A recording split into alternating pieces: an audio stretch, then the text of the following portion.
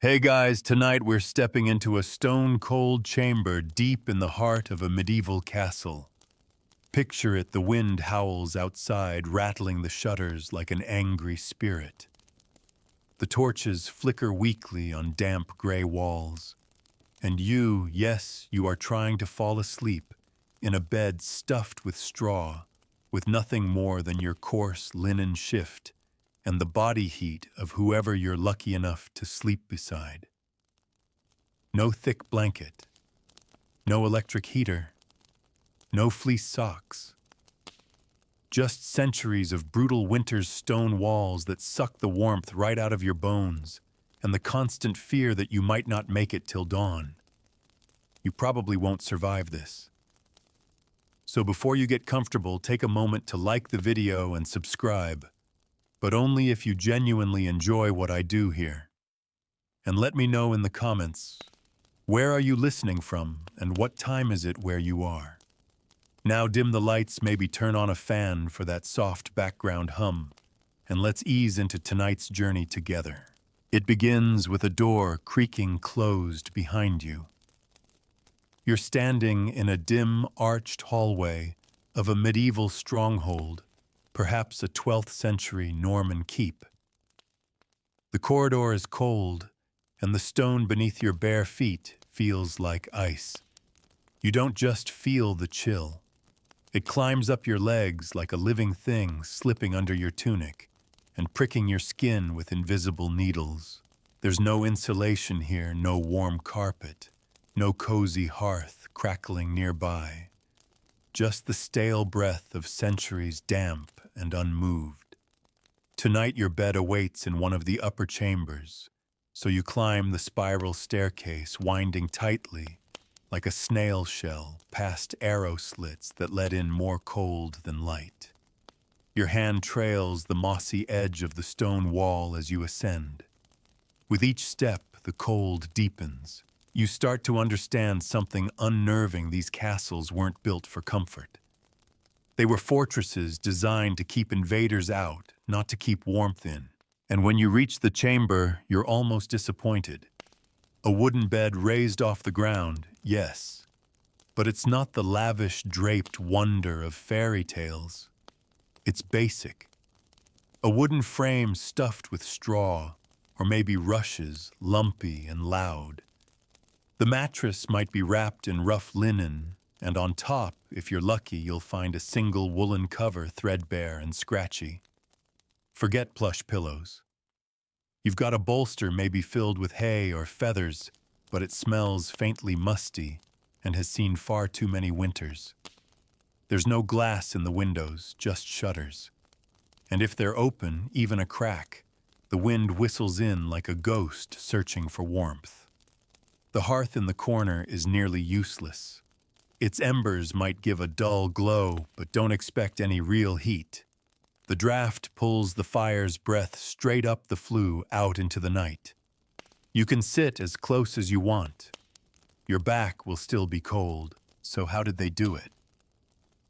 How did people survive and sleep through these icy nights? They started by dressing smart or desperate. You wouldn't undress for bed unless you had a death wish. No one dared expose skin to the cold air.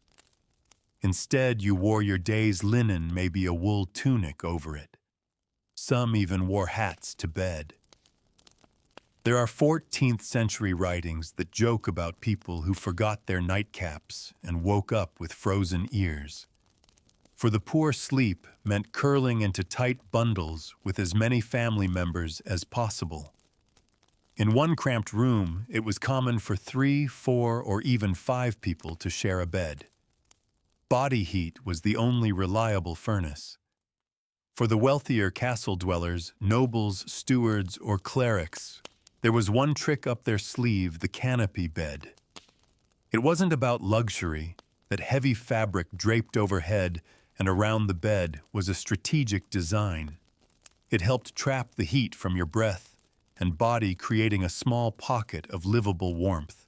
Without it, your breath would just vanish into the cold air above, taking precious warmth with it. But still, sleep came slowly. Your nose would burn from the chill and your toes would sting. You might tuck your hands under your armpits or between your thighs, anything to keep them warm.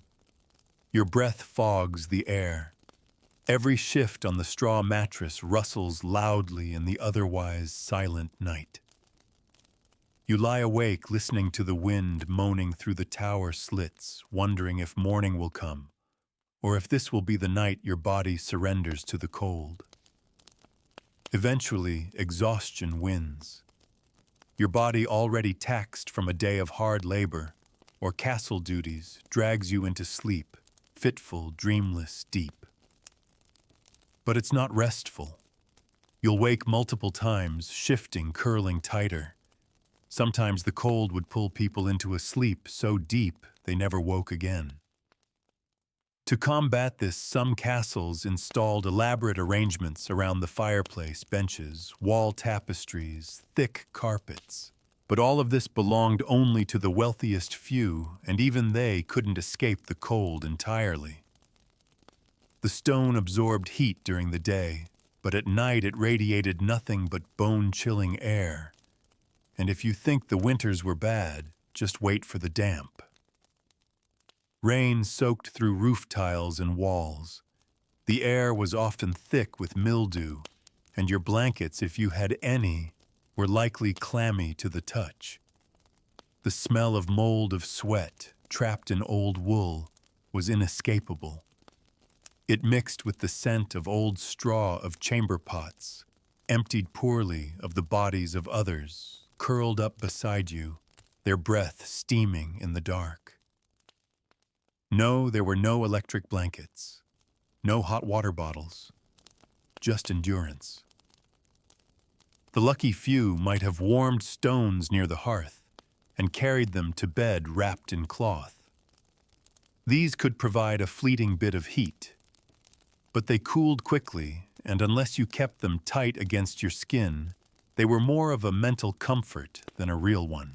So sleep became a kind of ritual of resistance. You didn't look forward to it. You braced yourself for it.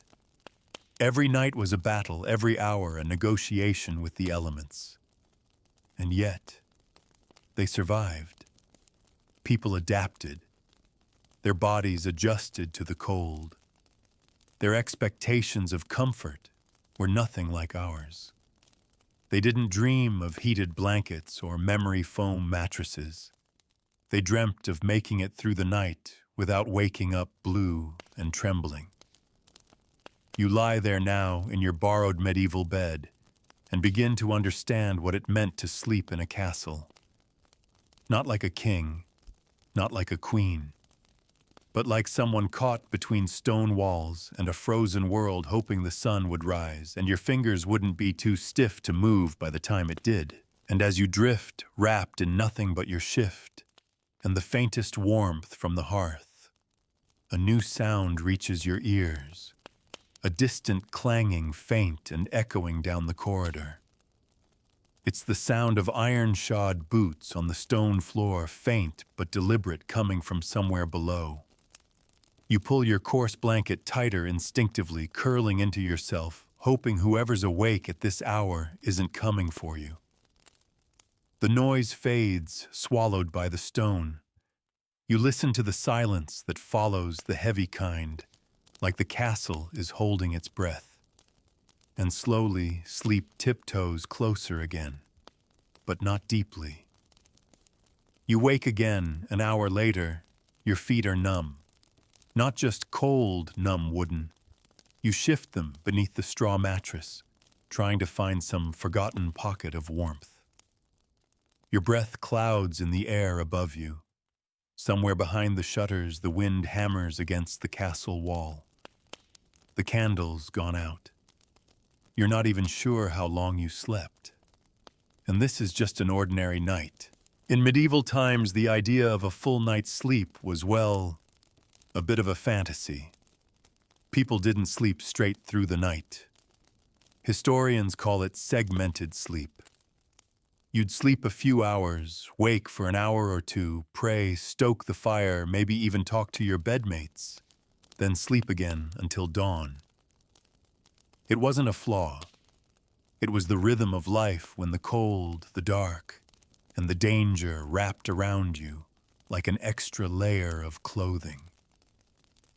When sleep was divided, survival habits filled the gaps.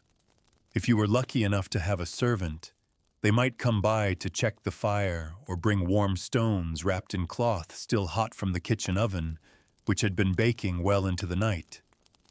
If not, it was up to you to tiptoe to the hearth and poke the coals, careful not to wake the others sharing your bed or the floor around you. Because yes, the floor wasn't empty. Picture this: your bed may hold 2 or 3 people, but several others, children, workers, extended family, are curled in corners or stretched across rush-covered floors. The rushes, those long grasses spread over the stone, aren't just decorative. They were used in layers mixed with herbs, like lavender or chamomile, to keep pests away and absorb spills. You can smell them now, dry and earthy, layered over years of ash dust and sweat. If they've been changed this month, it's a blessing. If not, well, you'll know it. And these floors weren't quiet. People muttered in their sleep, turned over with sighs, shivered audibly. Rats skittered in the shadows. Fleas didn't care whether you were noble or poor. They made homes in both the hay and the bedding. So yes, you slept, but never entirely at peace. Now imagine you've made it to morning. Just barely. You sit up stiffly. Every joint aches. You breathe deeply, and the air still cuts your lungs like glass. No sun shines through the shutters. Maybe it's snowing. Maybe it's just another gray morning. Either way, your first task is simple: get out of bed. But in this room, that's no small feat. The shock of cold hits you like a wave. Your limbs are stiff, slow. You pull on boots or wrap your feet in scraps of wool or linen. If you're lucky, someone lit the kitchen hearth early. But you can't smell bread yet, and that means no one's up. So you shuffle toward the nearest pitcher of water, intending to splash your face awake, only to find the surface frozen solid. You sigh. It'll take fire to crack that ice, and fire takes effort. All around you, these little battles played out every morning. In castles across Europe, whether you were in a drafty Scottish keep or a fog-choked French chateau, mornings started with a struggle. To warm your feet, to coax the hearth to life, to prepare your body for another day that would end in another frozen night. But this wasn't seen as misery, not exactly. It was normal. Take the example of the medieval warming pan. It's not in your room tonight, but maybe you remember seeing one, an old brass dish with a long wooden handle. Servants would fill it with hot coals and slide it between the bed sheets before the lord or lady climbed in. Not out of luxury, out of necessity, and not for long either. Those sheets could smolder or catch fire if left unattended. You had to know the balance: just enough heat to warm your bones, not enough to kill you in your sleep. Some families even kept small dogs, not just for companionship, but as living hot water bottles. These lapdogs, literally bred for warmth, would sleep at their owner's feet or under their skirts. Their small bodies radiated precious heat, and in the coldest corners of stone castles that mattered more than you'd think. But even the best tricks couldn't solve the structural truth: stone is an unforgiving material. It doesn't warm. It leaches heat out of everything it touches. That's why medieval builders eventually began incorporating wall hangings, massive tapestries that weren't just decorative but acted as insulation. You glance up at one now, the woven image of some legendary hunt or biblical parable swaying slightly as a breeze sneaks in around the window frame. Behind that tapestry, a cold wall that might as well be the side of a glacier. Some rooms had thick carpets, not like the ones you're imagining. These were animal skins, woven mats, layers of old clothing. The goal wasn't beauty, it was warmth, and still it rarely worked. So what about layering clothes? Surely that helped, yes and no. Wool was the medieval miracle fabric. Everyone wore it, and it was often the only thing standing between you and hypothermia. But not all wool was created equal. If you were poor, it was coarse, itchy, and badly dyed. It held in warmth, yes, but it held in moisture, too. Once it was wet from snow, rain, or your own sweat, it took forever to dry. You could go to bed in damp wool and wake up with frozen limbs. And you didn't own much. Maybe 2 sets of clothes, 3 if you were blessed. So if one got soaked, you wore the other while hoping the first would dry near the fire. If the fire never lit, you'd sleep in it anyway. There's no romantic glow here. No medieval hygge. Just the survival logic of layers and shared warmth. Of bedding stuffed with straw and hands that never quite thaw out. You curl back under the coarse wool blanket. It smells of smoke, of earth, of years of winter. There's a noise in the corridor again, someone waking a servant, maybe off to the kitchens. You don't want to move. Your body is stiff, but your mind is finally sinking into the rhythm. The silence. The cold. You're starting to get it now, aren't you? What it really meant to sleep in a medieval castle. Not just enduring the cold, but learning to live in it. Learning to share breath and bed space. Learning that comfort as we know it today simply didn't exist. You close your eyes again, not to escape, but to imagine what it would take to survive one more night. And as sleep brushes up against you once again, you hear the faint creak of another door. It's the slow groan of a wooden door easing open down the hall, old hinges complaining as someone slips out into the corridor. A servant, maybe, or a child needing the privy. The air that rushes in as the door opens is colder than the rest of the room, and even though you're not the one who moved, you feel the draft bite across your cheeks. You tug the blanket tighter again. Your toes have finally warmed barely, but now your nose is cold. It always is. There's a strange law of medieval physics. No matter how tightly you burrow into the bed, some part of you always remains exposed, and that's the part the cold claims first. You begin to think about the daily preparations people had to make, not just for living, but for sleeping. Because in the medieval world, nighttime wasn't merely the end of the day. It was a threat. The sun left, and with it went your best source of light and warmth. The night belonged to the cold, to thieves, to spirits and dangers both real and imagined. So people prepared. In the hours before sunset, as the sky turned that bruised purple over the castle's towers, the household moved with purpose. Fires had to be stoked and banked hot enough to last a while, but low enough not to burn the place down. Windows had to be shuttered tightly. Rushes spread more evenly. The chamber pot emptied. Water brought in. Stones for heating lined along the kitchen hearth. You can almost hear the distant clatter of servants in the lower hall, their soft footfalls muted by layers of worn wool wrapped around their shoes.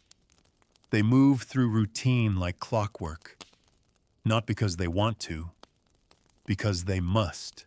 If you forget even one small task, one ember unguarded, one door left cracked open, it could mean waking to a room too cold to move in. Or worse. This was especially true during the heart of winter.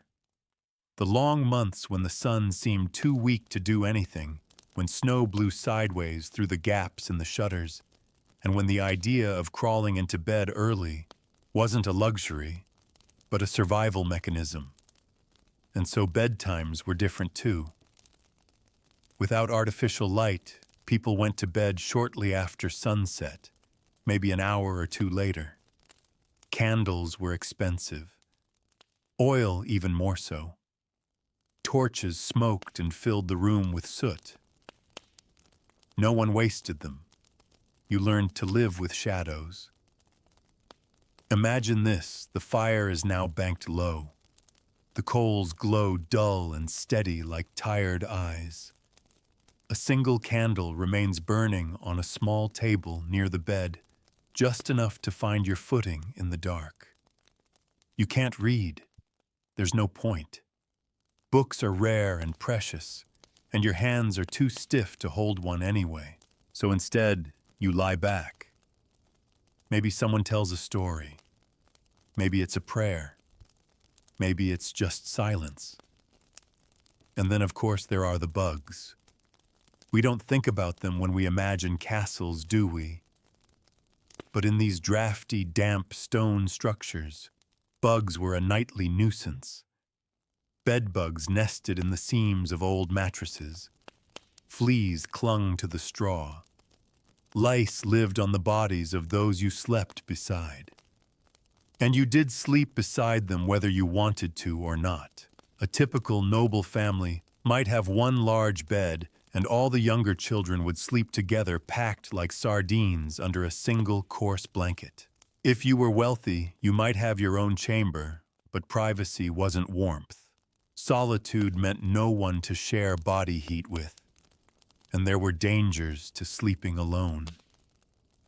Imagine waking in the pitch dark to the scratch of something scurrying across your feet, or the soft plop of water dripping from the ceiling into a corner of the room, consistent, slow, relentless. Or worse, silence so complete it feels like pressure against your chest. That silence could grow thick with worry. Night was when your thoughts came alive. What if there were thieves climbing the walls? What if a fire broke out and no one noticed until it was too late? What if the person beside you coughed again, the same wet, rattling sound they made last night? What if it was the plague? Yes, the plague. The Black Death haunted these cold castle nights. It taught people that sleep wasn't a promise. It was a risk. You might not wake. Or worse, someone else might not wake and you'd lie beside their body for hours before realizing.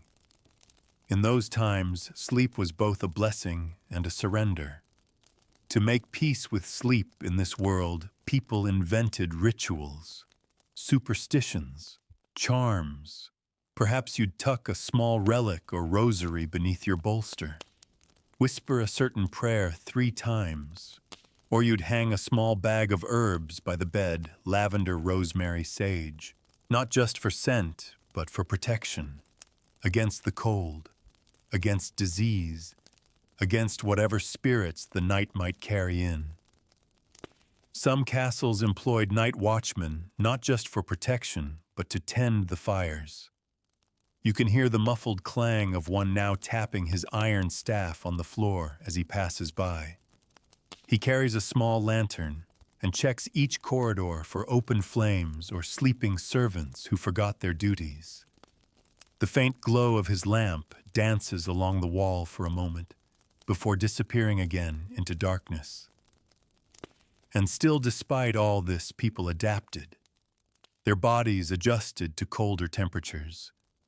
Children were taught young how to curl into themselves, how to layer woolen shifts under their tunics, how to breathe shallow in the night air to avoid coughing fits. Adults learned the trick of wrapping their cloaks around their feet first, then tucking the ends around their bellies. Everyone knew to sleep facing the wall. It blocked the breeze and gave a faint illusion of safety. And perhaps strangest of all, many began to love the cold. Not because it was pleasant, but because it became familiar. Predictable. You knew the rhythm, fingers numb, then burning, then warm.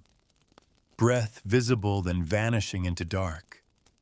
You knew how long it took for your toes to thaw, for your ears to ache, for the blankets to stop feeling like stone.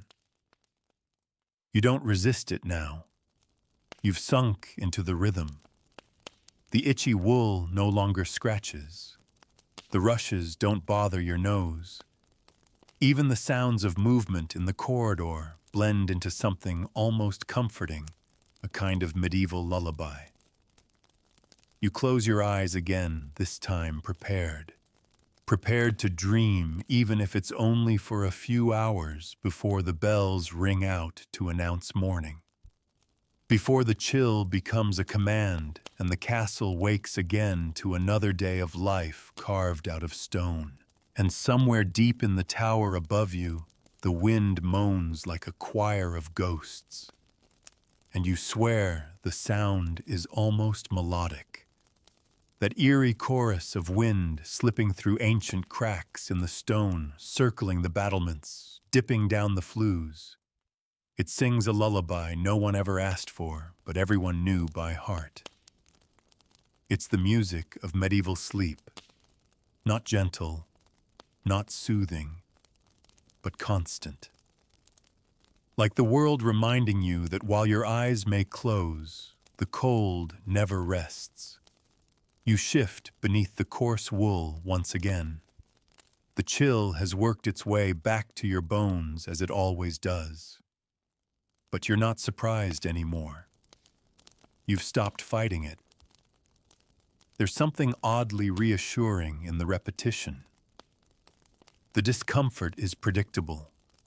The stone doesn't lie. It is what it is, and it will never be anything else. Your fingers trace the edge of the blanket. You imagine what it took to create even that scratchy comfort. A blanket in the medieval world wasn't just a fabric. It was the product of labor days of shearing, carding, spinning, dyeing, and weaving. It might have been passed down stitched with the initials of a grandmother, or patched dozens of times. There were no factories, no surplus, no shelves stocked with soft fleece. Every item was personal, imperfect, and precious. In poorer households, even this level of comfort would have been rare.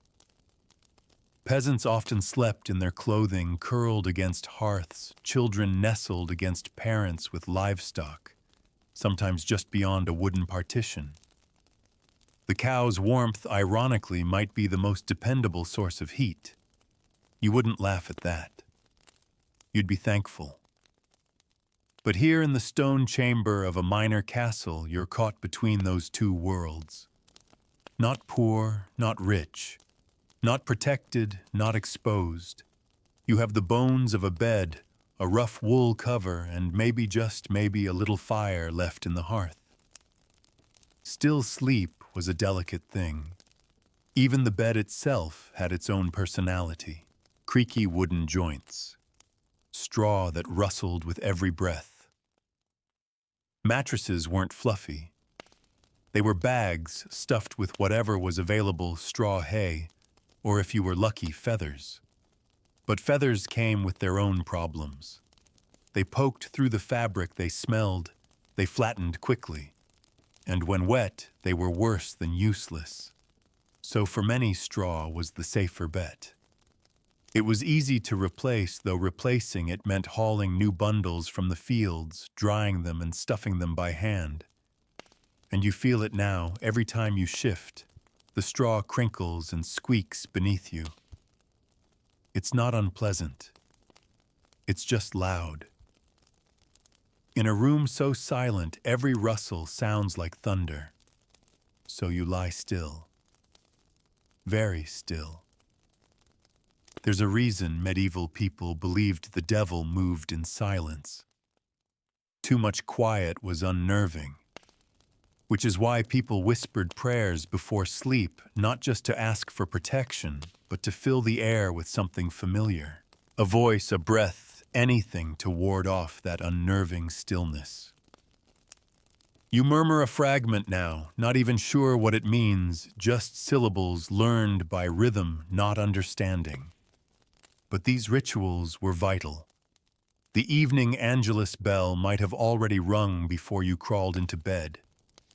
That sound, echoing across the countryside, told the entire region it was time to settle in, to let the world slow.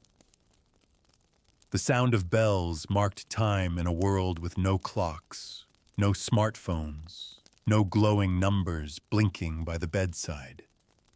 And as night deepened, so did the darkness. Dark in the Middle Ages wasn't a gentle dim. It was a devouring velvet black. There were no streetlights outside the castle, no city glow bouncing off the clouds. If the moon wasn't full, the darkness was absolute. And your candle, that tiny flickering stub of tallow, was precious.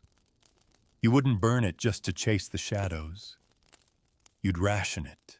Sometimes you'd hold it for hours unlit, just so you could sleep, knowing you had light, if something startled you awake. It's hard to explain how powerful darkness becomes when it's complete. You lie back watching nothing, feeling everything. You hear your breath, someone else's. The fire's faint crackle, that wind again, maybe a drip from somewhere above. Every sound is magnified, and every sound holds a question. Is that someone moving, or just the old beams settling? Did something scrape outside? Or is your mind inventing noises this uncertainty was part of every night? And it's why, in medieval belief, nighttime was the domain of spirits. Witches were said to walk at night, ghosts too, and demons. The line between dream and waking was often blurred. Sleep paralysis, nightmares, and the cold hand of fear were explained as nightly visitations. You wouldn't scoff at those stories if you lived here. You'd nod. Of course, something tried to press on your chest. Of course, something whispered in your ear. How could it not, in this world? You pull the blanket over your head, just for a moment. You listen to your breath against the fabric. Hot, close, safe, and still. The cold presses in from every side. It always finds its way. Even in the warmest chambers, those used by lords and ladies, there was no real insulation. Tapestries helped. So did carpets and canopies and servants carrying coals in brass pots. But the stone never softened. The night never relented. It's strange to think that what we call comfort today would have been unimaginable here. A mattress that conforms to your spine pillows. You can sink into central heating. None of it, even the most luxurious castle bed draped in furs and velvet, couldn't rival a modern sleeping bag in terms of actual warmth. But expectations were different. Comfort wasn't measured in temperature or softness. It was measured in survival. Did you sleep without waking from frostbite? Did the fire stay lit? Did the baby beside you breathe evenly through the night? Did no one cough blood? If so, it was a good night. And as your eyes begin to close again, you remember that sleep in this world was less about rest and more about endurance. It was a pause in the day's labor, yes, but it wasn't a refuge. It was just another battlefield, quiet and cold. The straw rustles again as you shift.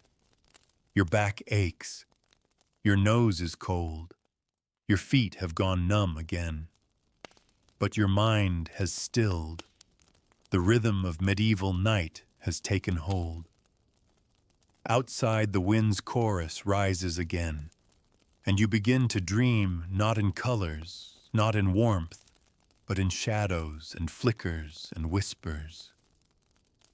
Your dream begins with a whisper, the kind that might be wind or might be words, and you're not quite sure which. It comes from the corner of the chamber beyond the edge of the hearth's dying glow. Maybe it's a memory. Maybe it's something older.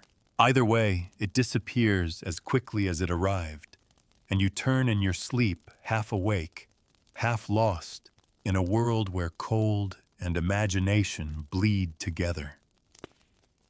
This is the strange part of sleeping in a medieval castle. The nights are long, but your sense of time is all wrong.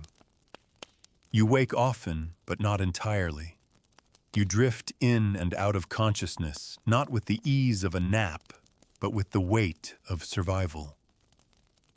You're not resting so much as recovering slowly, shakily, like someone who's been treading water in the middle of a storm. And while you lie there in the darkness, you realize the architecture itself worked against sleep. These weren't cozy cottages. They were vast stone vaults designed to intimidate. The ceilings soared high above your head. The walls echoed even the smallest sound. The wind didn't whisper around them, it slammed into them. Every creak, every groan of timber, every gust through a loose shutter was amplified, transformed into something eerie. Some of these towers were so high and exposed, the upper chambers collected wind like a funnel. Drafts weren't an occasional nuisance, they were a feature. Curtains and canopies would shudder in the night, not because someone was moving, but because the castle was breathing cold. You lie there fully awake again, now feeling every one of those architectural decisions pressing down on you. You wonder who decided that sleeping at the top of a tower, surrounded by stone and exposed to every winter squall, was a good idea. But there were reasons, some practical, some paranoid. Lords wanted distance from the noise and smell of the lower levels. They also wanted height for defense. If trouble came in the night, they needed to see it first. But that height meant wind and stone, and above all, isolation. No one would hear you whisper for help up here. So you whisper to yourself instead. Maybe a fragment of a prayer. Maybe just your own name. Anything to prove you're still awake, still alive. And somewhere below you, in the guts of the castle, life stirs. The kitchens, for example, never truly sleep. Even now, in the dark hours before dawn, you can imagine the scullions rising young barefoot, shivering as they stumble toward the hearths. They'll light fires, stir ashes, pour buckets, prepare for a day of endless boiling, baking, and scrubbing. Their beds were likely nothing more than a pile of rags in a corner. Sleep for them was a luxury measured in minutes, not hours. You can almost smell it, the faint scent of smoked bread and damp earth drifting upward through the walls. It mixes with the must of old rushes and the sour wool of your blanket. The medieval world was never sterile. It had texture, odor, weight. You lived close to everything, to your family, to your filth, to your fears. In fact, you probably hadn't bathed in days, maybe weeks. No one had. It wasn't that people didn't care about cleanliness. They simply had no good options. Baths were rare cold and reserved for occasions. So instead, bodies were bundled under layers of clothing, sweat trapped beneath wool and linen. That scent clung to the bedding, to the room, to the very air you breathed. You shift again, one hand against the wall beside your bed. Cold. Always cold. But you realize something else, too. In this world, people learn to share everything: space, breath, warmth, sound. Privacy didn't exist. Even a noble's chamber would see servants slipping in at odd hours, carrying warming pans or extra firewood. Your sleep was never your own. It belonged to the rhythms of the castle. Even the bells ruled you. Yes, bells. The monastic hours defined medieval life, even in castles that weren't religious centers. The night was divided into chunks, compline matins lauds. Each came with its own bell. You might not have known the exact time, but you knew the sounds. And now you hear it faint, muffled through stone, but unmistakable, a bell tolling in the chapel far below. Maybe matins. That early hour of half-sleep and whispered Latin.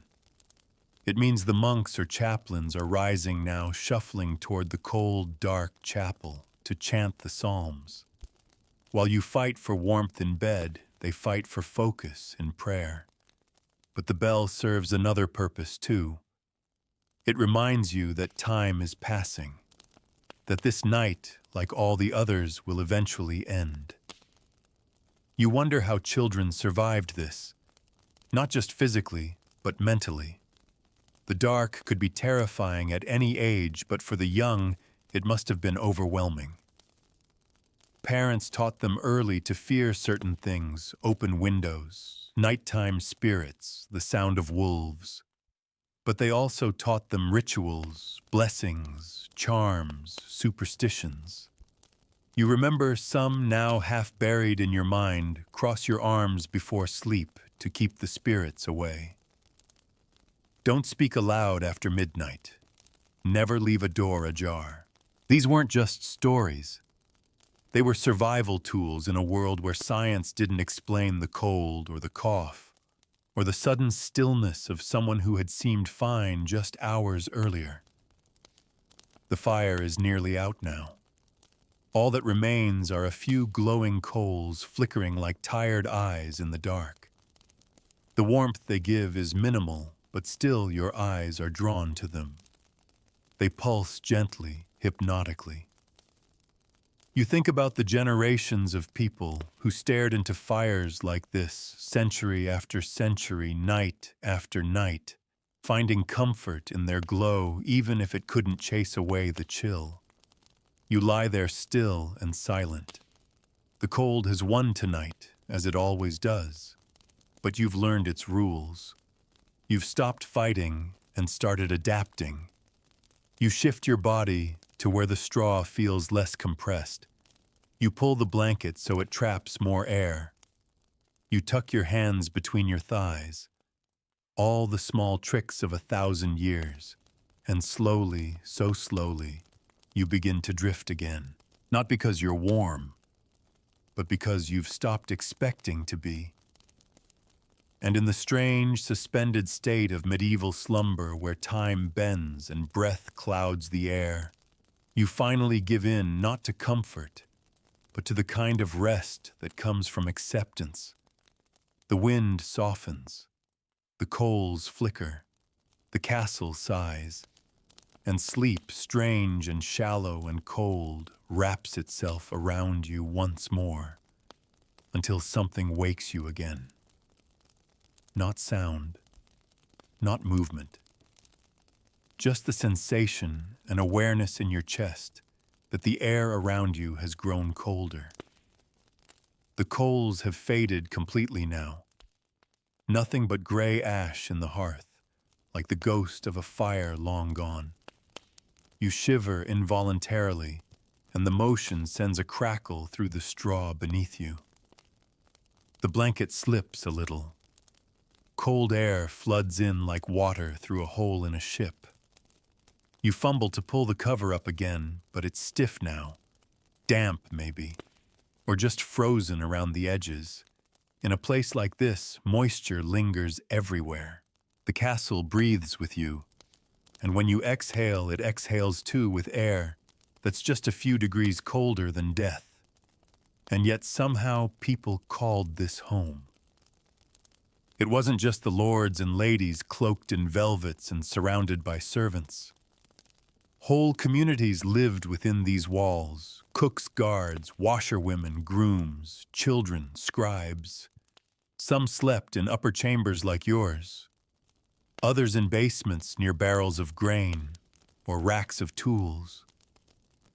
Wherever there was space, there was a body, and wherever there was a body, there was the struggle to stay warm. You think of the guards now, the poor souls stationed on the parapets or in the gatehouses. They didn't have straw mattresses or even wool blankets. They had cloaks, leather if they were lucky, and they paced not to pass time but to keep their blood moving. They stamped their feet, swung their arms, beat their chests. The cold wasn't just uncomfortable, it was dangerous. A distracted guard was a dead one, but even they had it better than prisoners. Down below, buried deep beneath the castle, were the dungeons. Just the thought makes you flinch. Stone cells with no fires, no blankets, no straw, just darkness, dampness, and chains. If you were thrown in there in winter, sleep wasn't even a concept. Survival became a second-by-second struggle. People froze in those cells, curled up in corners and never woke again. And yet here you are lying in a bed. Rough, yes. Freezing, yes. But a bed all the same. A privilege by medieval standards. And as you lie there cocooned in your scratchy wool and layered linen, you start to think about what warmth meant to them. Because in the Middle Ages, warmth wasn't just physical. It was spiritual, emotional, symbolic. A lit hearth meant protection. It meant the home was secure, tended alive. In religious manuscripts, fire often represented divine presence. The hearth was sacred, a place of stories, of prayers, of family. It's why castles were designed with a central hall, so the fire and everything it represented was at the heart of life. But once the fire died, the meaning shifted. The room became vulnerable. The shadows pressed closer. Without the crackle and glow, the cold took on a personality, something creeping, searching, hungry. You pull your knee up toward your chest. Somewhere outside the chamber, a shutter bangs softly. It's rhythmic. The wind toys with it, opening at a crack, then letting it fall closed again. Like breath. In. Out. You wonder what the walls would hum if they could speak. These stones have seen centuries of sleep and waking. They've held the warmth of 1,000 fires and the last breaths of the ones who never made it through the night. The stories they could tell about who shared this bed before you and who might after. Because beds were shared. Not just between spouses, between siblings, cousins, guests, servants. Sharing a bed wasn't intimate, it was practical. In fact, it was encouraged. More bodies meant more heat. Even in noble households, it wasn't uncommon for visiting dignitaries to sleep 2 or 3 to a bed. The idea of personal space would have sounded like a joke. And if you didn't have someone to sleep with, you'd find something. A dog, a bundle of warm stones, a stolen fur, or just the memory of the last night you were truly warm. But there were occasional luxuries. In wealthier castles, a truckle bed might be pulled out from under the main bed, a smaller frame for a servant to sleep nearby, ready to wake at a moment's notice. The master would ring a bell, and the servant would rise, stoke the fire, retrieve a forgotten blanket, bring warm wine. Warm wine. You smile at the thought. Not because it sounds appetizing now, but because it was another method of medieval sleep aid. Spiced wine heated by the hearth and taken just before bed helped warm the belly and quiet the mind. It was thick sometimes, too sweet, and often fortified with herbs meant to induce drowsiness. And if wine wasn't an option, there were other potions, some deadly, some questionable. Poppy syrup, chamomile infusion, elderflower. These weren't indulgences, they were attempts to outpace the cold long enough to slip into sleep before it claimed you. You sigh. None of those tonight. Just you, the cold, and time. It's strange how much silence there is in a place like this. Even with the wind and the occasional creak, there's a stillness to the world. No hum of electricity. No cars outside. No distant music. Just layers of quiet. And in that quiet, your thoughts drift. To summer. What would this chamber feel like then? Would the stone finally warm in the sun? Would the air smell of lavender instead of smoke and mold? Would the bedding be lighter, or would the same heavy wool still press down on you, familiar and inescapable? Even in summer nights could be cold in these castles. Thick walls kept the heat out, as well as the cold in, which meant sleeping always required the same strategy layer curl. Wait. You think again of the tapestry hanging near the bed. It hasn't moved in a while. Maybe the wind has settled, or maybe your body has finally adjusted. Maybe. And just as that thought lands, something shifts within you or around you. You can't tell. But suddenly, the cold no longer feels aggressive. It's just present, like part of the room, like another piece of furniture. You don't welcome it, but you acknowledge it. Like a stubborn guest who refuses to leave, and so eventually you offer them a chair. You pull the blanket up one last time, tuck your knees in, curl into yourself like the hundreds before you did in this same bed or one like it. And slowly your breathing steadies. The castle holds its breath. And this time sleep comes quickly, not because you are warm, but because you've learned how not to be. And somewhere far above you, a raven cries into the last hours of night. A long, low caw that echoes down the turrets and disappears into the darkness. You don't even stir this time. Not anymore. You've grown used to the strange sounds of night. The castle is alive in its own way, creaking and whispering like an ancient, weary beast. It shifts, it settles, it sighs through the stones. And you, small, shivering, wrapped in your wool and linen, are just one of many souls it's held through the centuries. Sleep has become more rhythm than rest. A practice, a learned thing. Your body doesn't expect comfort anymore. It expects cold. It expects to wake in the dark. It expects to stretch frozen fingers and listen to every noise. And yet, as you lie in that narrow bed, something has shifted. You're no longer shocked by the chill. You've started to trust it, to understand it. Outside, the wind has softened to a breeze brushing gently against the shuttered windows. The moaning has stopped. It's quieter now, colder, but calmer. Inside the chamber, the coals are nothing more than blackened lumps, no longer glowing.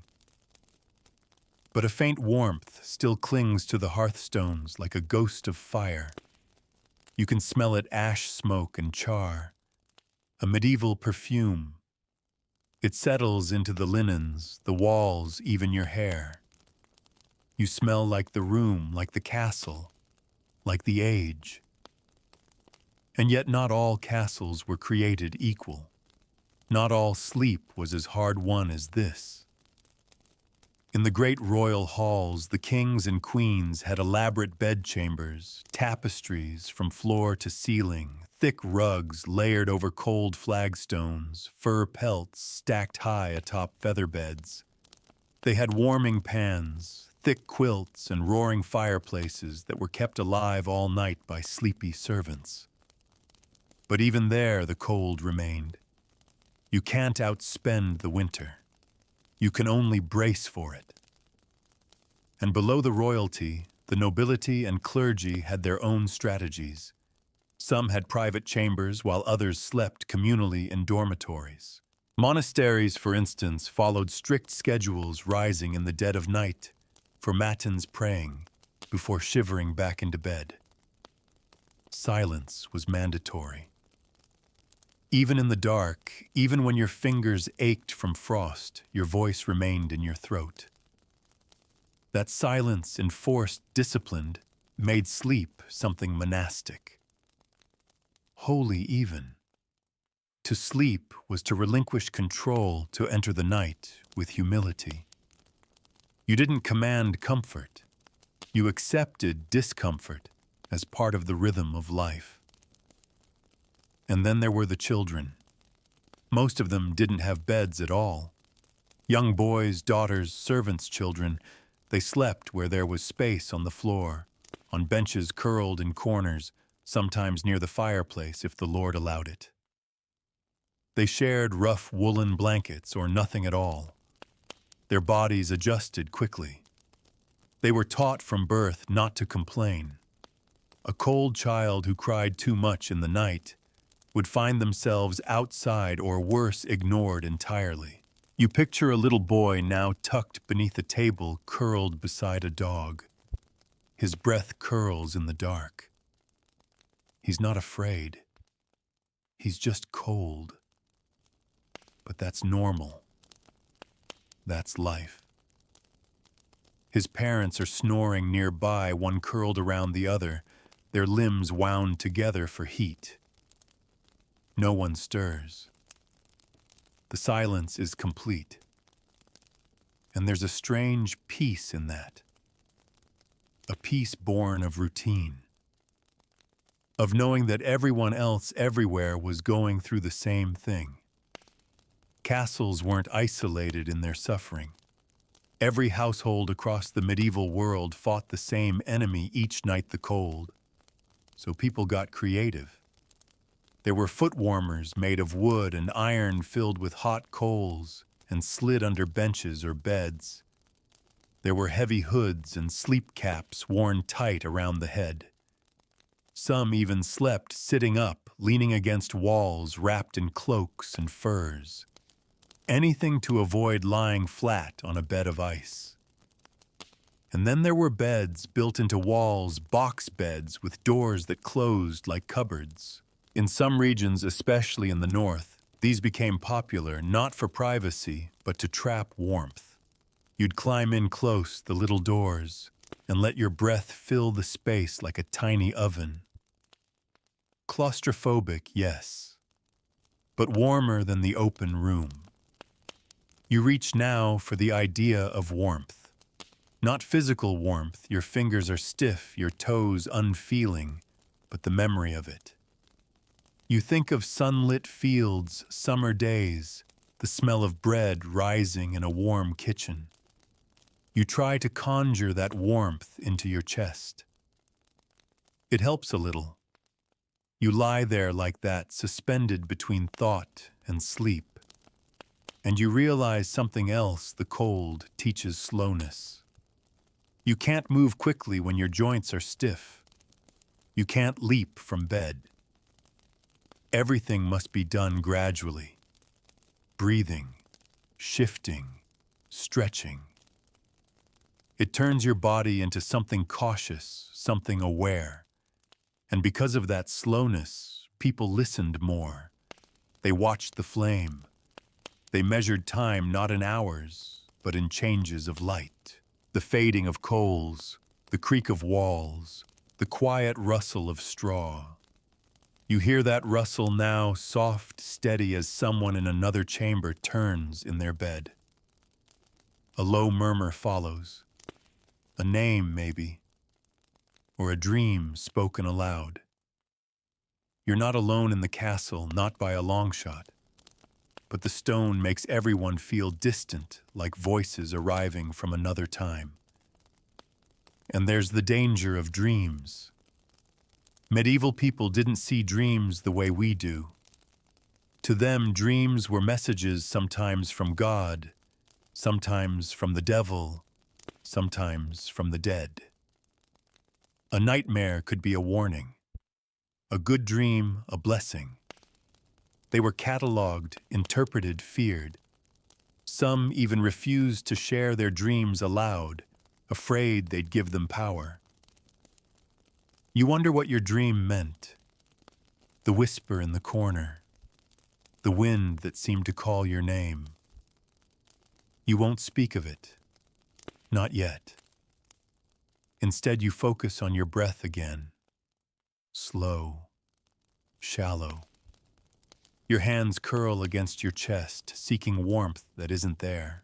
Your mind begins to drift once more, not away from the cold, but through it. Like a fish slipping through deep, dark water. Sleep returns. Not soft, not sweet, but earned. And in that gray space between now and dawn, you finally stop searching for comfort. You've become part of the castle now. And outside the breeze turns once again to wind whispering secrets through the towers. Low and steady now, like a voice that never rests. It threads through the highest towers, slips under the doorframe, and curls against your cheeks like cold breath. But this time it doesn't jolt you awake. Not anymore. It's become part of the lullaby, one of the many sounds of this ancient place. The wind, the stone, the sigh of straw shifting as someone rolls over in the room beside yours.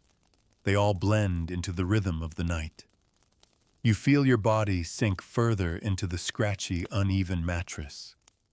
The straw beneath you has compacted into awkward shapes. Some parts poke, others sag. Your hip rests against a hard patch. Your shoulder finds a soft dip. You don't try to fix it. You've learned by now that moving only makes it worse, disturbs the few warm pockets your body has made. And even if you wanted to adjust, your joints wouldn't let you. They ache from hours spent curled tight against the cold. You stretch slightly, then stop. Every movement costs warmth. You lie still instead. Let the bed hold you in its awkward, ancient shape. The darkness is still complete. There is no light, only your memory of what the room looks like. The wall to your right lined with stones so thick they swallow sound. The shuttered window to your side probably rimmed with frost by now. The hearth at your feet cold as a grave. And the door closed but never sealed. There's always a draft there, always. But in your stillness, your awareness sharpens.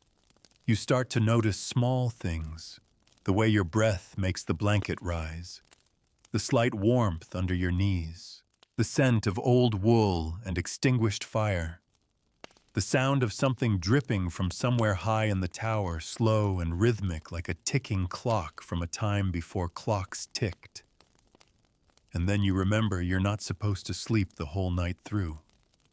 This idea of a full night's rest didn't exist here. People spoke of first sleep and second sleep. The first stretch lasted a few hours. Then, after waking around midnight, people would stay up for a while, an hour, sometimes two, praying, talking, stoking the fire, even tending to chores. It was quiet time.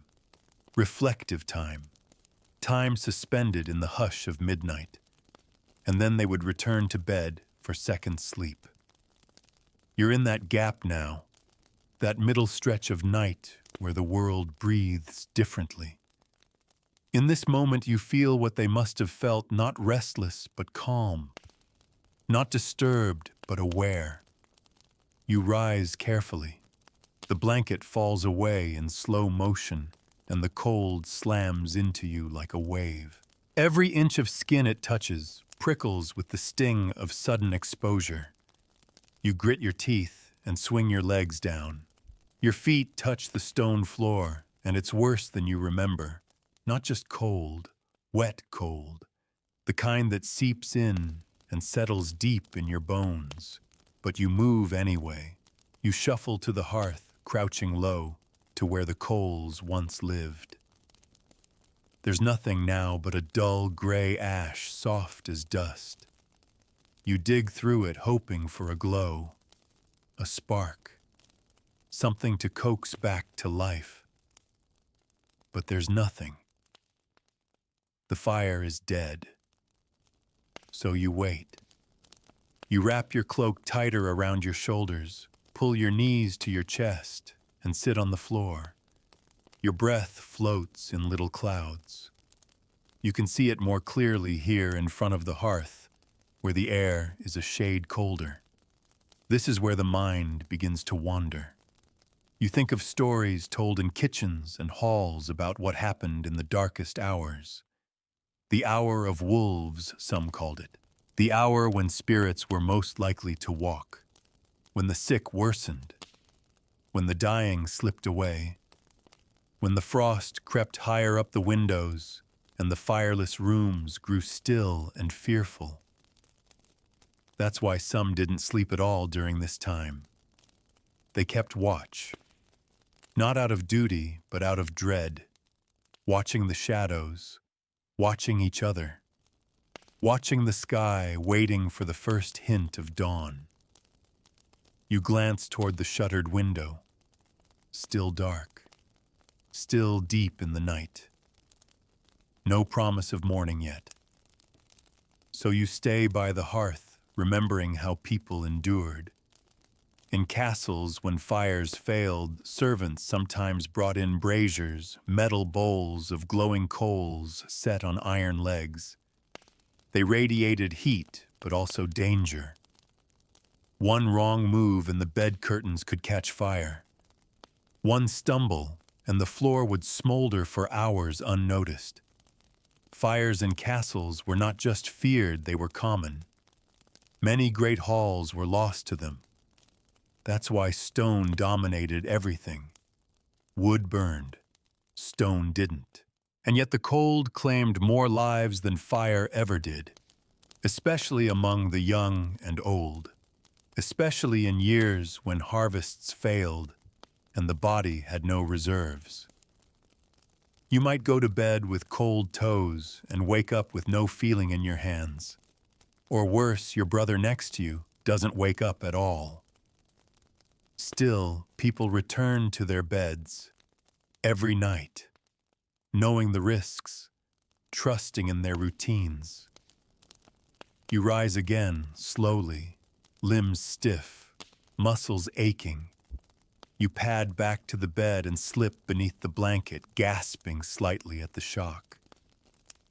The warmth you built earlier is gone. You must start again. Curl tightly. Tuck the wool under your chin. Find the hollow your body made in the mattress and wait for your heat to return. And as you lie there trying to remember how to fall asleep again, you realize something else. They didn't dream of warmth the way we do. They dreamed of survival, of health, of harvest. Warmth wasn't a fantasy, it was a task. Something you earned, something you built and maintained and defended. A fire to tend, a child to bundle, a window to seal. There was no luxury in it, just life. Your eyelids grow heavy again. The cold hasn't left, but it's changed. It's become your blanket now. Not soft, not kind, but constant, reliable, honest. The second sleep begins, not with comfort, but with surrender. You stop resisting the cold and you let it hold you. Let it remind you that you are alive in a world that takes work. Outside, the wind has gone quiet again, and somewhere far beneath your chamber, in the deepest part of the castle, a dog barks once, then silence. You drift into dreams where even the cold has memory. Dreams that don't come in color, but in fog. In the soft gray of pre-dawn hours where memory and imagination melt into one another. You dream of heat, not fire, but the gentle warmth of breath of a body beside yours. But it's fleeting. You reach for it, and it's gone. Only the cold remains. A cold so old it feels like part of your blood now. You shift beneath the blanket and realize it's stiff again. Not from ice, but from sheer stillness. Wool that has hardened into shape around your form. You try to move your legs, but they stick for a moment, before they loosen like hinges that haven't been oiled in years. The silence is deeper now. The kind that comes just before the world stirs again. You know without knowing how that dawn is near. The air has changed. Still frigid, but not quite so sharp. There's a subtle softness to it, as if the night is beginning to loosen its grip on the castle. And yet sleep still holds you, not tightly, but in threads. You drift in and out, your mind floating between then and now, between your body and the centuries it has somehow joined through this night. You think of others who've done the same, faced the same stone walls, the same bitter wind. Their names are forgotten, but their sleep was the same. Some in castles like this, others in monasteries, farm cottages, roadside inns, but all of them wrapped in wool, tucked against the cold, fighting for slumber in a world where nightfall was not a time for rest, but a test of endurance. In some parts of Europe, people believed that sleeping too deeply during winter was dangerous. They warned against letting your limbs fall numb, against lying too still, against trusting the silence. Death, they believed, crept quietly in the cold, first into your toes, then your fingers, then your breath. So you move now. Just a little. Enough to prove you're still here.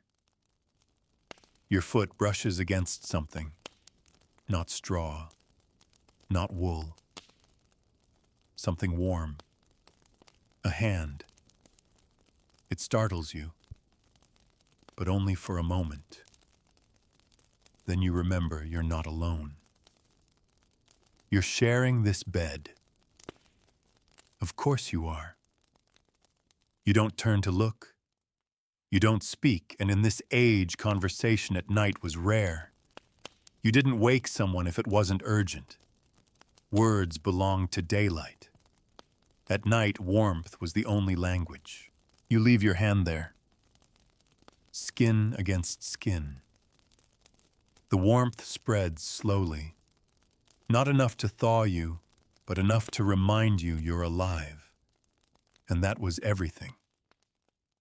In castles like these, bed sharing was a necessity, not a sign of intimacy. Families, servants, and even strangers bundled together sometimes without ever exchanging names. The cold made quick friends of everyone. And this room, small, stone, and silent, was not unusual. Most sleeping chambers in castles were spare even for nobility. A bed, a trunk, a stool, maybe a candle holder on the wall if you were lucky. Tapestries if you were very lucky, but not much more. And even the bed, this lumpy, straw-filled thing, wasn't yours alone. Furniture was expensive, precious. You might share this mattress with different people from week to week. It might belong to the family or the household, not the individual. It would be passed down, repaired, restuffed, moved from chamber to chamber as needed. You imagine who else has slept here? Who else has stared at the same ceiling, heard the same wind curled against the same cold wall. Maybe a soldier exhausted after patrol. Maybe a maid still dusted in flour from the kitchens. Maybe a noblewoman coughing softly through the night, feverish and wrapped in furs. Maybe a child gripping a carved toy beneath the covers. This bed has held them all, and now it holds you. It's strange how timeless this all feels. Yes, you're freezing. Yes, your limbs ache. But somehow, in the stillness, in the shared breath of the room, you've slipped into something ancient, something universal. The medieval night has pulled you in not as a visitor, but as one of its own. You lie still again. There's no reason to move. You're warm enough. You're safe enough. You're part of the quiet now. But your mind keeps drifting to the hearth. Cold as it is, it still holds meaning. The heart of the home, the center of life. Even dead, it anchors the room. Everything is arranged around it. The bed, the stool, even the people. You don't gather around light, not in this world. You gather around heat. You think of the stories told at that hearth. Not tonight, but on other nights, when the fire still glowed and tongues hadn't frozen yet. Tales of saints and sinners, of monsters in the woods, of strange lights in the sky, of people who wandered into the forest and never came back. These stories weren't entertainment. They were maps, warnings. In a world with no Google, no GPS, stories were survival. And maybe tonight someone whispered one into the darkness. Maybe someone in the room beside you murmured a tale to their child before the fire died. Maybe someone just told it to themselves as a ward against fear. The night is still full of them fears. Even when nothing stirs, even when the wind is soft, even when the fire is gone, especially then. And yet, you feel no fear, not tonight. Only a deep, quiet understanding of cold, of silence, of shared breath and heavy blankets and sleeping without sleeping. You breathe in, the air is sharp, but your lungs welcome it. It feels honest. You close your eyes again. Second sleep begins to draw you in fully this time. No more starts and stops. No more stiff limbs. Your body has done what theirs did. It has adjusted, hardened, accepted. You drift deeper past thought, past cold, past stone. You sleep as they did in a world not made for comfort, but for resilience. And the castle, vast and ancient, sleeps with you, not in silence, but in deep, ancient stillness. The kind that stretches across centuries, the kind that settles into stone and never quite leaves. Every wall, every floorboard, every iron latch on every wooden door remembers these nights. Nights like this one, when breath fogs the air, and sleep is not a gift, but a slow, cold ritual. You are far beneath the surface of waking now. Not quite dreaming, not quite aware, but your body remembers the cold even in sleep. It keeps you curled in on yourself, hands tucked between thighs, chin buried in the rough wool of your blanket. The stiff corners scratch your neck, but you don't care. Scratch is better than freeze. In this suspended state, the room feels endless. A single dark cube suspended in a castle that could be anywhere: Scotland, Normandy, Bohemia, Wales. Castles, despite their grandeur, all slept the same. Stone made sleep universal. You hear a sound again, not loud, just there. A faint scuffle, a muted cough, someone awake. Maybe it's the person sharing your bed. Maybe someone in the next room rising early to tend a fire. Maybe it's no one. Maybe it's the building itself. Yes, buildings make sounds. And in the Middle Ages, people believed that places absorbed memory. A castle was not inert. It breathed. It remembered.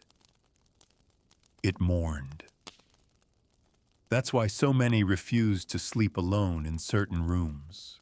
There were tales of stone chambers that made men weep for no reason, of beds that brought fever, of walls that whispered back. But you're not afraid. The cold is too honest for fear. Besides, there are things to do come daylight. The castle is never still for long, and even in the final hours before dawn, things begin to move. A servant might creep in to collect the chamber pot. A stable boy might slip out into the yard to check on the horses. A cook might creep into the kitchen to bake the morning bread. And the baker's heat. Now that was the real prize. That fire burning for hours fed more than flour. It fed warmth to the lower rooms.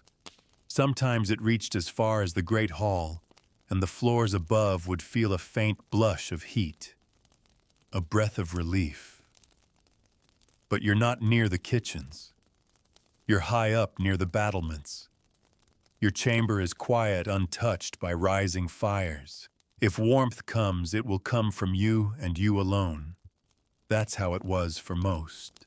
Even the nobles, with all their furs and draperies, knew that no castle could keep the cold out. That's why they layered clothing until they could barely bend their arms. That's why they built fires in every room and still didn't take their boots off. That's why they wore gloves to bed, and hoods, and sometimes slept with dogs tucked into their legs. You smile slightly at that. The comfort dogs of the Middle Ages weren't pets as we know them. They were companions, yes, but more than that, they were tools of survival. Small lapdogs were common in noble households, not because of their charm, but because they radiated heat. A noblewoman might sleep with one under each arm like little breathing coals. Sometimes it made the difference between aching cold and bearable sleep. But most people didn't have dogs. They had each other. So beds were crowded. A mother might sleep with all her children under one blanket. A servant might curl at the foot of a lord's bed, not for punishment, but because it was warmer than the floor. In households with only 1 or 2 rooms, everyone slept in the same space and no one questioned it. The only rule was this: keep warm however you can. And you followed that rule well tonight. Even now in your half-dreaming state, your body knows what to do. Every limb is pulled inward. Your shoulders are hunched. Your breath is shallow to avoid pulling in too much frigid air. The wool is still rough, but you've gone numb to its scratch. It's become your shield, your tent, your second skin. Outside, you imagine the night is beginning to lighten.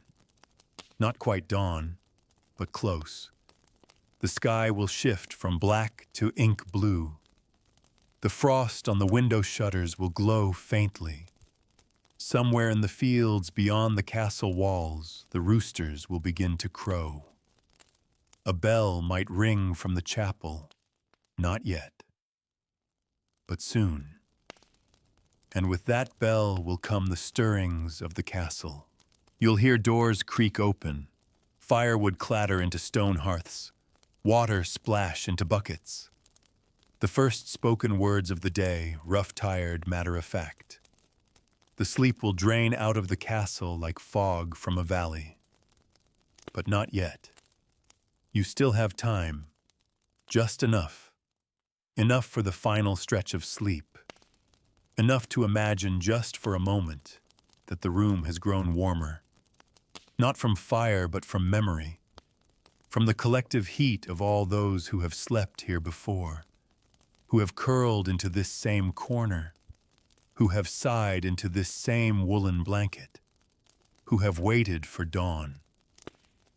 And with that thought, something softens inside you. You are not alone, not in this castle, not in this bed, not in this story. You are part of a long line of sleepers who closed their eyes against stone walls and hoped for morning. And that morning is coming. But for now you sleep. Not deeply, not sweetly, but completely. Wrapped in cold, in stillness, in centuries. And somewhere far off, the first bird sings. A single solitary note rising through the pre-dawn hush like the thin edge of a blade. It pierces the silence not to disturb it, but to announce something quietly profound. The night is beginning to let go. You don't wake, not fully, but your mind stirs. That bird call threads through your fading dreams, tugging gently at the corners of your awareness. You shift beneath the blanket again. It's no warmer. Your breath still fogs in the air. But something has changed. The weight of the night has lifted just slightly. The room, still wrapped in shadows, feels different now. The kind of different that doesn't come from temperature, but from time. The castle is beginning to breathe again. You can't see the light yet, but you can feel its approach. A softening of darkness, a loosening of the cold's grip. That deep, unbroken black begins to thin into something like charcoal gray. You listen. Nothing. Then a second bird joins the first, then a third. Outside the shuttered window, the trees must be trembling with the sound. In the forest, beyond the outer wall, the crows and sparrows begin their choir. Life reasserts itself, not loudly, but firmly. It insists on morning, and with that, the castle begins to wake. You hear it in pieces, a creak of floorboards in the room above, a muffled cough in the hall beyond your door. A clang far below, iron against stone, someone stoking a hearth. A bucket of water sloshing as it's lifted. These aren't just sounds, they're signs of survival. You made it through the night. And so did the castle. That's not a small thing. In this time, in this world, each morning was earned. Each night survived was a silent victory. You feel that truth settle in your chest, heavy and quiet. But still, you don't move. Not yet. Your body knows how to preserve what little warmth remains. You stay curled, cocooned. The scratchy blanket has molded to your shape again. The straw mattress beneath you, lumpy and uneven, has adjusted slightly under your weight. You're stiff. Your toes are numb. But you are still here. And for a few moments more, you can pretend it's still night. You think of the fire long gone now. You remember the hearth in the great hall, the way the light would dance on the stone walls when it was lit. A good fire was a miracle. Not just warmth, but life, story, safety.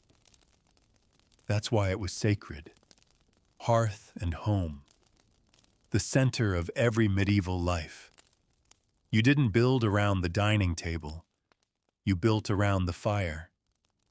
And if the fire failed, so did everything else. You wonder if someone is lighting it now. Far below, in the vast, echoing kitchen, a cook may be kneeling beside the ash-coaxing flame from tinder with the first sparks of flint. It would be his duty, his burden. The coldest hour of the morning belonged to the firemaker, and eventually that heat would rise. It would reach the lower rooms first, the great hall, the pantry, the chapel. Slowly, reluctantly, it would creep up the stairwells, whisper under doors, slip through keyholes. And much later, maybe midday, it would reach your chamber. Maybe. But not yet. For now, the cold remains. But it's no longer the enemy. It's familiar now, honest, expected. And even in this earliest hour, people are moving. You can hear them more clearly now, boots on stone, voices low and clipped. A door creaks open, then slams. A latch clicks. There's a rhythm to it. The same as yesterday. The same as tomorrow. Sleep is no longer possible. Not truly. But still you lie there. Because moving hurts. You flex your fingers one at a time. They resist. Then tingle. Your feet are slow to respond. You wiggle them beneath the blanket. It's like waking from stone. Eventually you'll rise. You'll layer your clothing piece by piece, linen, wool, leather, fur. You'll light a candle or steal one from the hall. You'll open the shutters and let the morning air slap you awake. But not yet. This last part of the medieval night, the moment between sleep and duty, is precious. A breath held before the day exhales. You lie back again. Listen. The birds are louder now. The wind softer.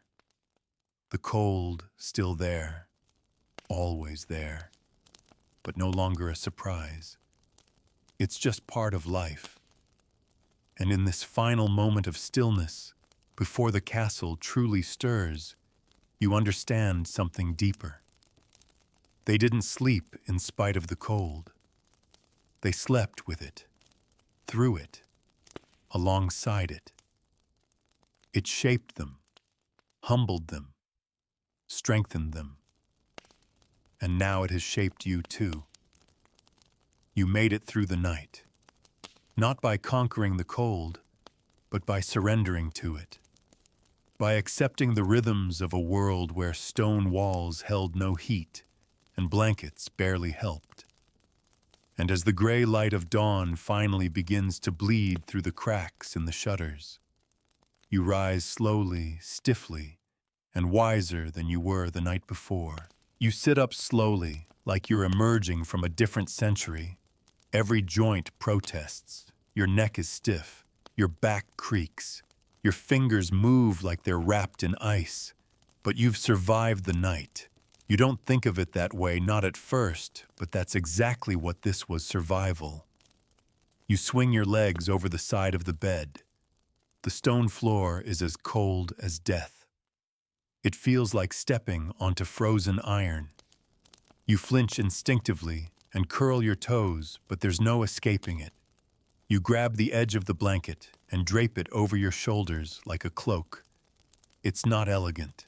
It's not clean, but it holds the only warmth you have. The room around you is still dim, but not black anymore. The walls glow faintly with that uncertain early light, gray, grainy, and cold. You see the stone more clearly now. Not smooth, but rough-weathered, pitted by years of winter air and condensation. It's the kind of wall that doesn't just repel warmth, it consumes it.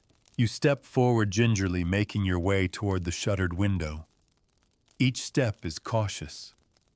The rushes on the floor have shifted during the night, and underneath them the stone is slick in places. Moisture seeps in through the walls. Always has. Always will. You undo the wooden latch with fingers that barely bend. The wood groans like an old man standing up from prayer. You ease the shutter open a sliver, and the cold hits you like a slap. But so does the light. It's morning. Pale, wintry daylight spills across the sill and cuts through the room in a thin line. You look out and see the castle courtyard below empty, except for a lone servant carrying firewood shoulders, hunched steam pouring from his mouth like smoke. The ground glistens with frost. The rooftops shimmer with a thin white crust. You can see the breath of every living creature, even from here. It's hard to believe life will resume in a place like this, that people will gather in the great hall, that the chapel will echo with voices that children will run across those stones. Everything looks frozen, paused, brittle. But that's the miracle of medieval life. It keeps going even when the world seems too cold to allow it. You close the shutter again. The wind's bite lingers on your face, but the blanket around your shoulders holds. You sit back down on the bed, not because you're tired, but because rising fully seems like too large a commitment. The castle may be waking, but you aren't ready to surrender your small corner of stillness. And as you sit there, something ancient flickers in the back of your mind. You realize that this rhythm of cold and waking and slow return to life was a constant for centuries. Generations lived like this. Generations died like this. No heated floors, no flannel sheets, no morning coffee to wrap your hands around. Just the rituals of warmth, fire breath, wool, closeness. And every morning began the same way, with the ache of waking, with the slow crawl out of layers, with the preparation for another day of toil and survival. This wasn't just a winter problem. In castles like this, even summer nights could be bitter. The thickness of the walls, the altitude of the towers, the way the stone absorbed coolness and clung to it, it made comfort an elusive thing. Warmth, real warmth, was reserved for those near kitchens, near fires, near other people. You in your chamber were alone, and yet you weren't. The echoes of all who came before you still linger here. You can feel them in the grooves of the stone floor, in the worn edge of the bed frame, in the scorched brick of the hearth. You glance at that hearth now, cold and gray. You imagine what it took to keep it burning through the night would labor attention. Most people didn't have the luxury. Wood was rationed. Fires were expensive. You didn't light one unless you needed it. And you didn't keep one unless you could afford the risk of it spreading or the expense of feeding it. So most slept in the cold. Night after night. Season after season, year after year, it shaped their bodies. Their bones grew hard and dense, their skin roughened from dry wind and woolen abrasion, their lungs filled with smoke in winter, with damp in spring, and their hearts learned to beat steadily through discomfort. That's the lesson of the cold in a place like this.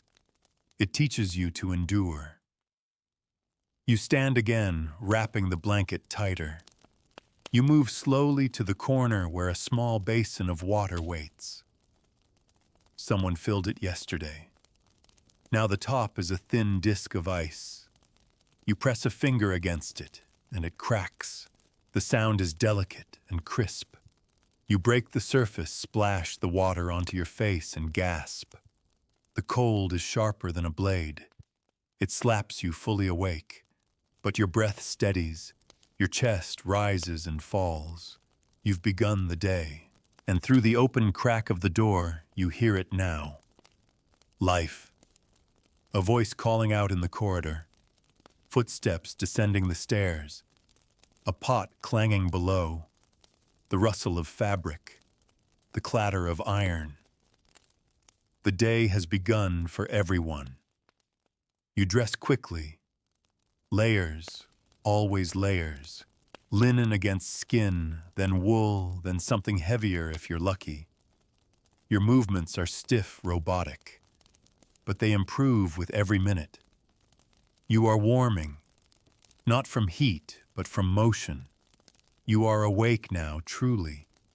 You step toward the door, and rest your hand against the wood. It's warm not from fire but from sunlight. The tiniest patch of it touches the surface. The sun is rising, and even if it won't make the stone walls melt, it signals something essential. Hope. The cold never wins completely. Not if you keep moving. Not if you keep waking. You breathe once more, long and slow, and open the door. The hallway is still shadowed, but the castle is stirring. And you, wrapped in history and wool and quiet defiance, step forward into the day.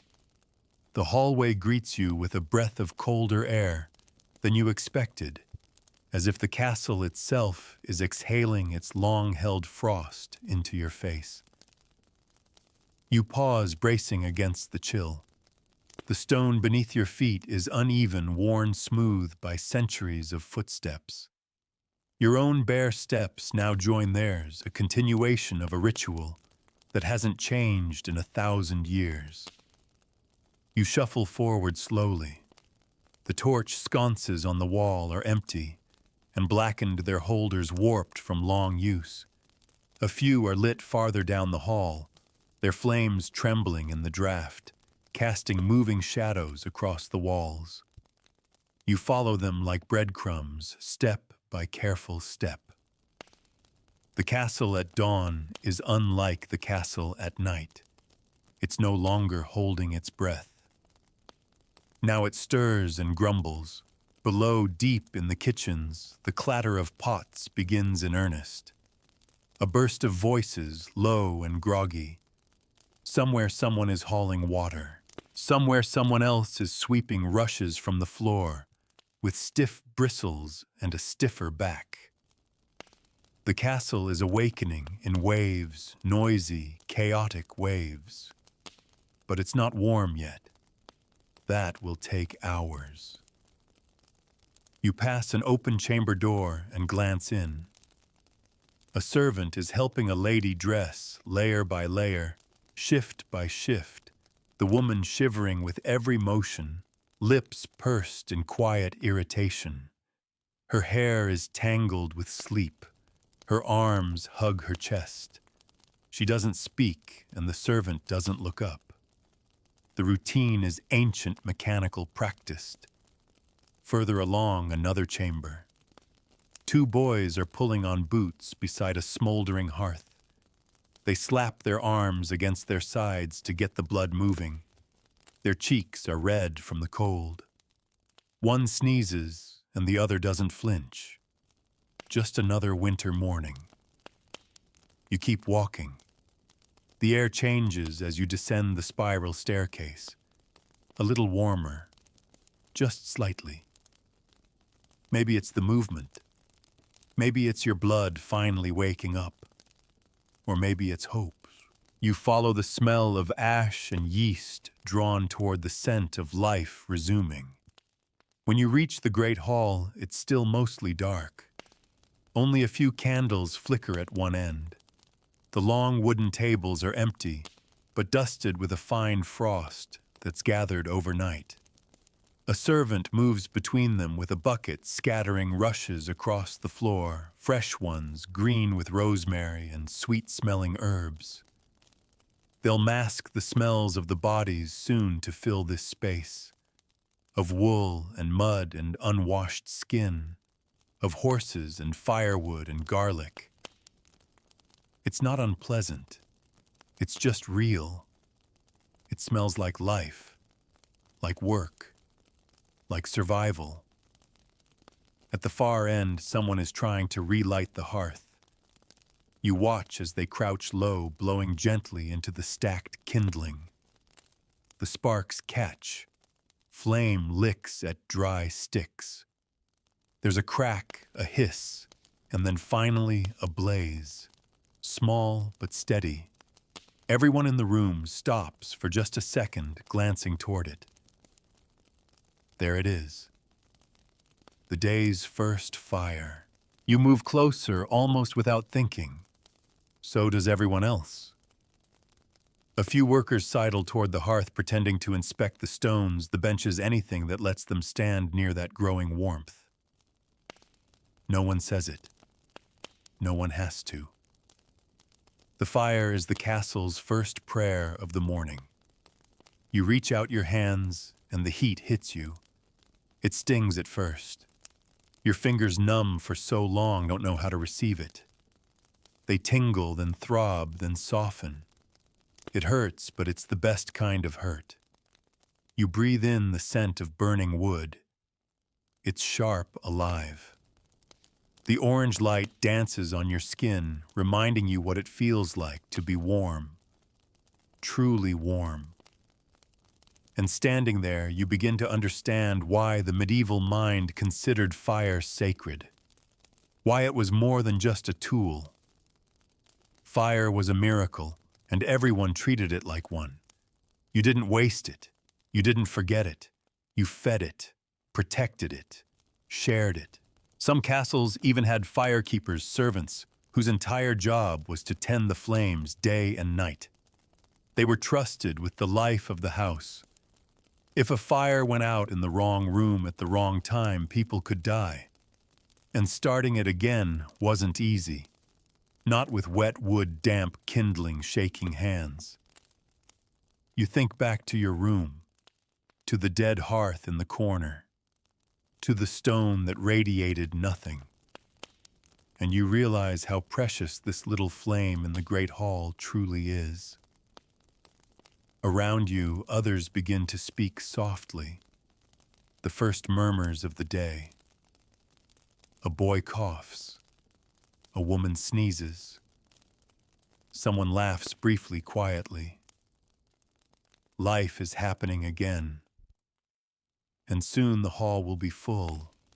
Pages carrying trays. Knights strapping on swords. Lords barking orders. Dogs chasing scraps. But for now, there's only this little circle of firelight, shared by a handful of figures with cold feet and tired eyes. You sit on the bench closest to the hearth. It creaks beneath you. The warmth seeps into your bones, slowly, gratefully. You let your hands hover above the flame and watch the light ripple over your knuckles, your wrists, your arms. You don't speak. You just breathe. And for the first time in what feels like forever, your breath doesn't fog the air. You smile. Not wide. Just enough. This is how they survived. Not with comfort. Not with blankets. With fire. With motion. With ritual. With each other. You sit in silence and feel it. The deep earned joy of morning heat. The kind you can only understand after a night like the one you've just lived. And behind you in the high rafters, pigeons stir. The castle lives again. And so do you. The warmth of the hearth begins to spread through your limbs like honey. Not fast, not complete, but enough to remember what comfort might feel like.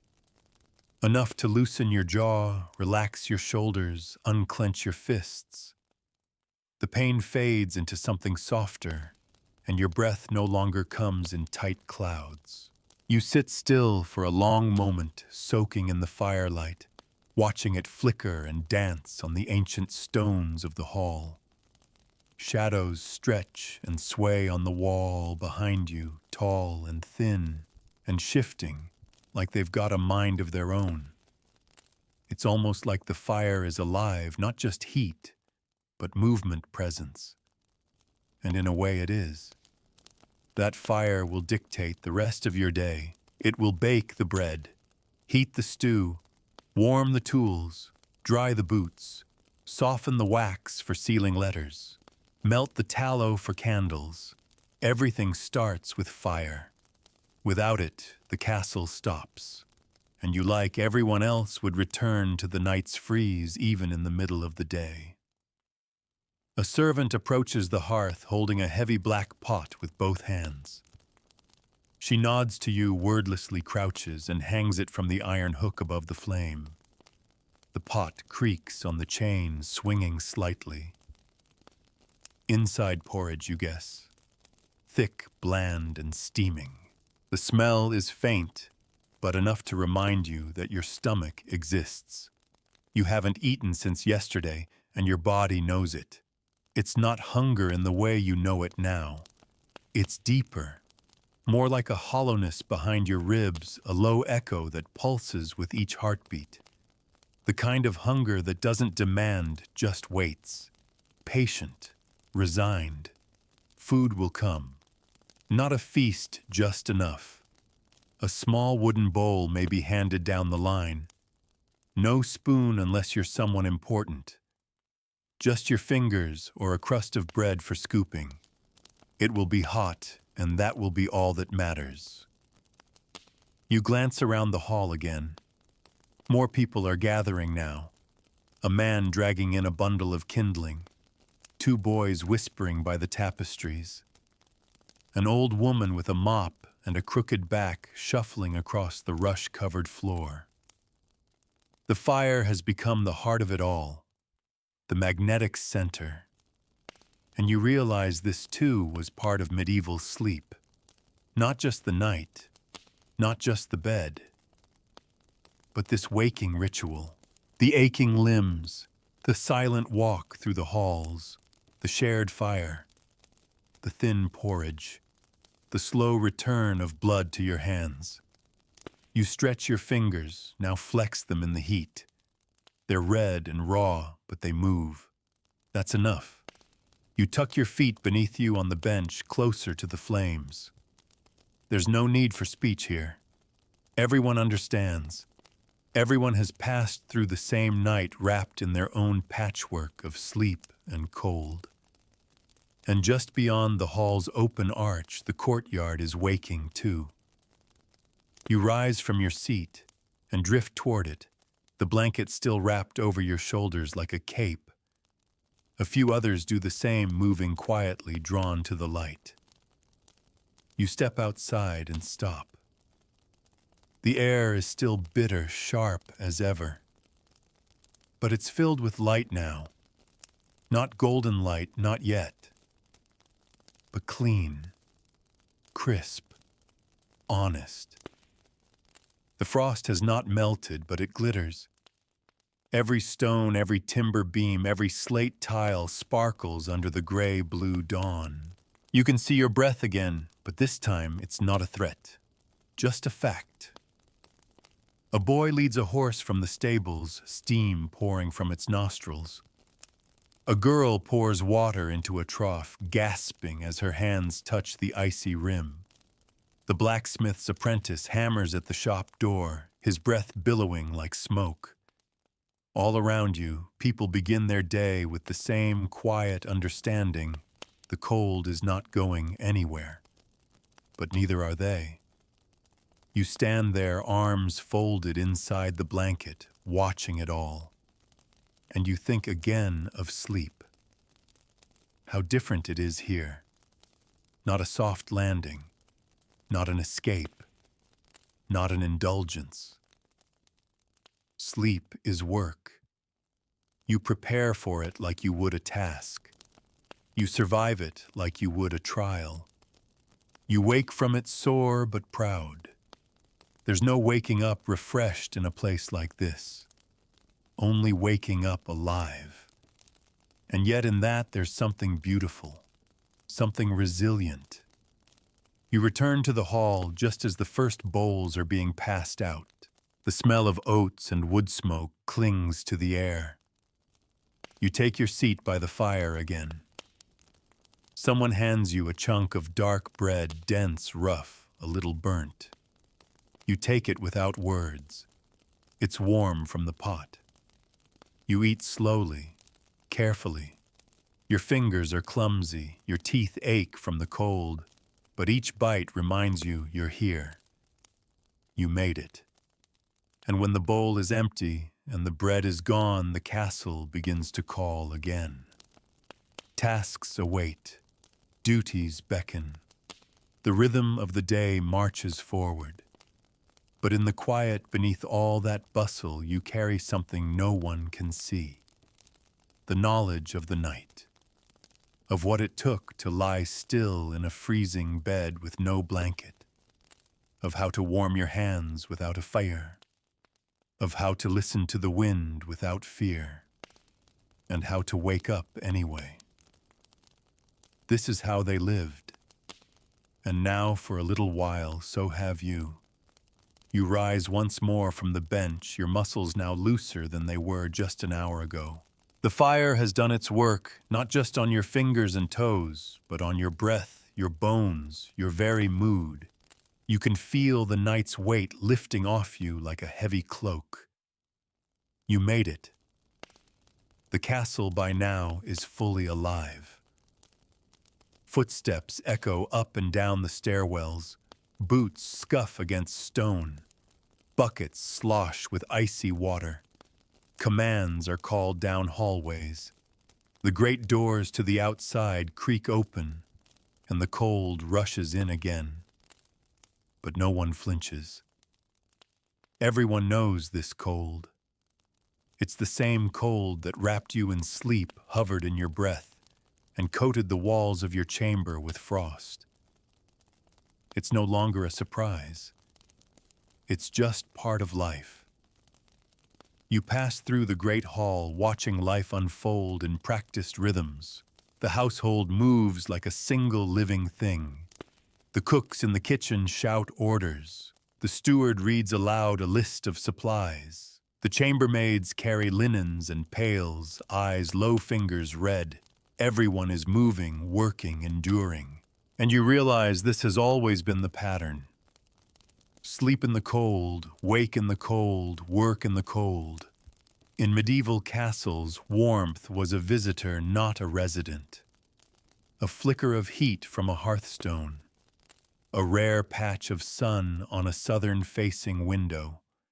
A shared body beside you in bed. Nothing lasted. So you learn to stretch it, carry it with you. You glance out an arched window as you pass. The frost has begun to recede in the sunlight. Tiny droplets glisten on the glassless frame. Outside the stable, hands lead horses to water. The dogs run, barking through the mud, and smoke curls from a half-dozen chimneys. It's not warm yet, not even close. But it's enough. And now your thoughts return to the night. You recall how slowly sleep came and how shallow it stayed. The ache in your joints. The feeling of the blanket pressed tight against your chin. The breath you held as you lay still, trying to preserve what little warmth you had. The silence that wasn't silent at all. The wind in the shutters. The creak of stone, the whisper of straw shifting under you. You remember waking in the dark, unsure if you'd slept at all. You remember the chamber unmoved and unkind. You remember the second sleep, that strange gray drifting, and the knowledge impossible to forget that the fire had died and left you to fend for yourself. But more than that, you remember the slow victory of morning. That moment when your feet first found warmth again. That first spoon of porridge. That first breath of air that didn't sting your throat. That small, unspoken relief shared by every soul in the castle who had made it through another night. This wasn't a hardship for them. Not really. It was just life. And you feel it now in your bones. The way they must have. The way their children did. The way sleep was shaped not by comfort, but by endurance. You pass a servant now carrying an armload of kindling up toward the upper chambers. No doubt she's preparing for the next night already. Fires must be set. Beds must be shaken out. The straw must be restuffed. The day has only just begun, but already it prepares for the cold to return. Because it will. Tonight again the fire will fade. The air will turn to ice. The walls will breathe cold against your cheeks. The bed will be no warmer than it was last night. But you'll be ready. You know how to curl tightly beneath the blanket, how to breathe shallow, how to listen to weight to slip between wakefulness and sleep without panic. You know how to accept the cold without fearing it. And in that you've joined them not just as a visitor to their world, but as one of them. You move through the castle now with new eyes. You see not just the frost on the stone, but the stories in it. The thousands of nights survived. The quiet, stubborn resistance of human beings learning how to sleep in places that should not allow sleep. You return to your chamber one last time before the midday meal. The shutters are still closed, the hearth still dark. You cross the floor, slowly trailing your fingers along the stone wall, feeling its ancient chill. You look at the bed, lumpy, sagging, waiting. You smile. It doesn't look cruel anymore. It looks honest. You run your hand along the rough wool blanket, and know tonight, you'll do it again. You'll climb into that bed, curl up against the chill, listen to the breath of the castle, drift, wake, drift again, and sleep not to escape but to endure. And in doing so, you'll touch a truth deeper than time. That warmth when it comes means more when you've earned it. That sleep when it finally finds you is sweeter when you know what it cost. That survival itself is a kind of peace. And as you step back into the hall, the cold trailing behind you, like a memory, the castle exhales once more. The fire crackles in the distance, and the day carries you forward. Take one last breath with me now. Let it out slow. You've wandered through the frost-bitten halls of a medieval castle, seen the coals fade in the hearth, felt the scratch of wool and the ache in cold bones. You've curled into that ancient bed layered in linen and silence, hearing the castle settle and the wind whisper secrets through the shutters. And now the world you've traveled through grows quiet once more.